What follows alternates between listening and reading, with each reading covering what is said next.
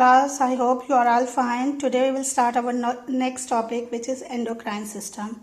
Endocrine system basically consists of different types of glands. For example, pituitary gland, thyroid gland, parathyroid gland, adrenal glands. Okay, these glands are important in the regulation of different activities. Okay, for example, our different body activities, for example, growth, reproduction, maintenance of glucose concentration in our body, reabsorption water in kidney, maintenance of salt in our body. These all activities in our body are regulated or controlled by our endocrine system. Okay, now how endocrine system perform these all activities? Actually, these activities are controlled or regulated by using chemicals. Okay, these chemicals communicate with factors and then certain responses produce. Okay, so endocrine system, they secrete certain chemicals which is known as hormones. Okay, these chemicals they are basically known as hormones. They are secreted in the body. Okay, they are directly secreted in the blood and then certain response is produced. Okay, now what is hormone? Hormone is a specific messenger molecule and it's synthesized by a endocrine gland. And okay, these endocrine gland are basically ductless gland. Ductless means they do not have duct. These glands directly secrete their secretion into blood streams.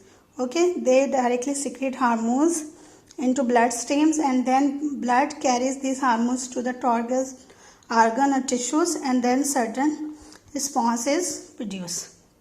So that's how endocrine system perform its function. Now there is another system which is known as exocrine system, and these exocrine system, they are different from endocrine system that it have ducts. Okay, and they have ducts, and through ducts they secrete their secretions and then they perform a particular task. For example, digestive glands, skin glands are important exocrine glands. Okay, this is important regarding paper के में आ जाता है कि difference बताएं endocrine और exocrine glands का. तो exocrine glands are ducted gland, whereas exocrine glands are ductless gland and they secrete hormones directly into the bloodstream. So this is the difference between exocrine and endocrine system. Okay, now these hormones are not only produced by humans or higher animals, they are also secreted by all animals. For example, in animals, these hormones they regulated different steps of metamorphosis. Okay, and in invertebrates they control cell division, and in birds they are important in the regulation of migration. So migration is regulated or controlled by hormones in birds. Similarly, these hormones are also secreted by unicellular organisms. So these hormones are not secreted by higher organism, they are secreted even by a unicellular organism, and they control different body activities. Okay, now we will discuss different endocrine glands in humans. Okay, step by step we will discuss different glands. Today we will start the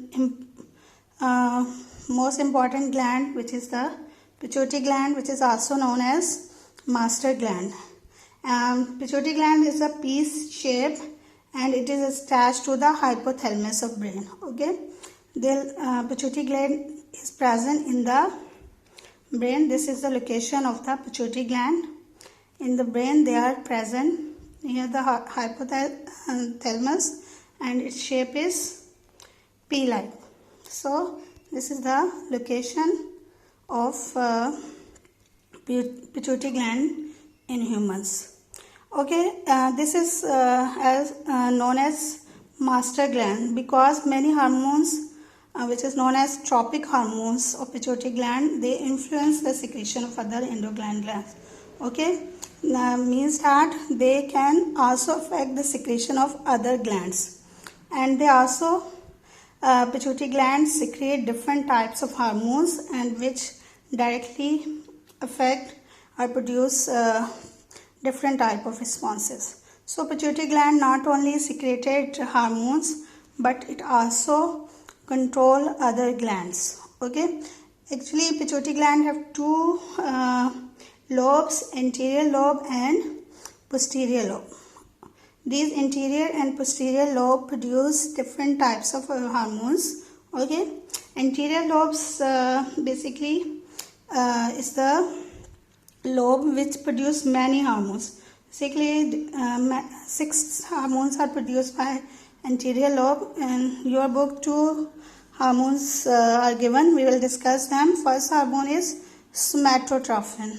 Okay, somatotropin is also known as growth hormone. Okay, anterior lobe hormone is somatotropin or growth hormone, and it promotes the growth of body.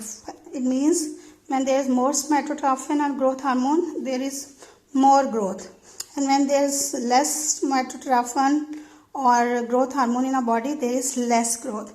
So when a person in a growing year, they have less somatotropin or less somatotropin or growth hormone is secreted, the condition is called dwarfism, in which person has shorter height and there is less growth.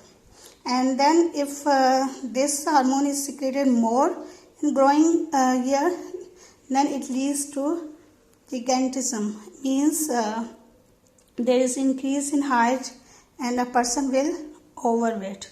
Similarly, if somatotropin is excessively produced after growing age, then the condition is known as acromegaly. Okay, in acromegaly, basically the person has large body parts are for examples large hand, feet and jawbones. So if somatotropin is secreted more after growing year, it results in acromegaly, in which there is large hand, feet and jawbones. Okay, so this is the growth hormone or somatotropin, which is secreted by the anterior lobe. Okay, another hormone which is secreted by the anterior lobe is the thyroid stimulating hormone. Okay, this is the another important hormone of pituitary gland, and it is called the TSH or thyroid stimulating hormone. Actually, it stimulates the thyroid gland to secrete its hormone. Thyroid gland basically is a hormone which is present in the neck, and it secretes different types of hormones. And this thyroid stimulating hormone, it stimulates thyroid gland to secrete its hormone. So it controls thyroid gland to secrete different types of hormones. Okay, another hormones of anterior lobes, they influence reproductive organs and control the adrenal glands. So these are the different hormones of anterior lobe. Now the posterior lobe of pituitary gland also secrete different types of hormones. Two important hormones of posterior lobe is the oxytocin and vasopressin are antidiuretic hormone, ADH. Okay, so these are two hormones of posterior lobe, vasopressin or antidiuretic hormone, which is also known as ADH, and second hormone is oxytocin. These are the hormones of the posterior lobe, and these hormones are produced by the hypothalamus. Okay, this is the part of the brain. Okay, now the first hormone of the posterior lobe is the vasopressin. Vasopressin is also known as antidiuretic hormone, and it is increase the reabsorption of water from the nephron. So its function is increase the reabsorption of water from nephron. It means when there is more vasopressin in the body fluid, then there is more reabsorption of water and body retain more water, body have more water. And when there is less vasopressin secreted by the pituitary gland, then there is less retention of water, so mean body fluid have less water. So when there is large amount of water, we have a for example, when we have a low amount of water in our body fluid, because there is low amount of body fluid, now pituitary gland secrete vasopressin, and so there is more reabsorption of water from the nephron, and now the body will retain more water and less amount of urine is formed and more water is retained in the body. So if we have less water in our body, pituitary gland secrete more vasopressin, and it result in the secretion of and it result in the more water in our body. Similarly, when there is a large amount of body fluid, then what happens? There is a less secretion of hormone. Okay, and then there is low retention of water in our body, less reabsorption of water in our body, and so there is less water will retain in our body. Okay, and if pituitary gland does not secrete this hormone, okay, if there is abnormalities occur and pituitary gland do not secrete its hormone in required amount, then less water is reabsorbed because no vasopressin is there, and there is excessive loss of water through urine. Now water is released more through urine, and this condition is diabetes insipidus. Okay, so when pituitary glands secrete less vasopressin, then more urine is through urine water is released, water is produced, water removed from urine more, and then condition is known as diabetes insipidus. Okay, next hormone of posterior lobe is the oxytocin. Actually, this hormone is important during delivery, and it is important in the contraction of uterus wall in mother for childbirth, and it's also important for the ejection of milk.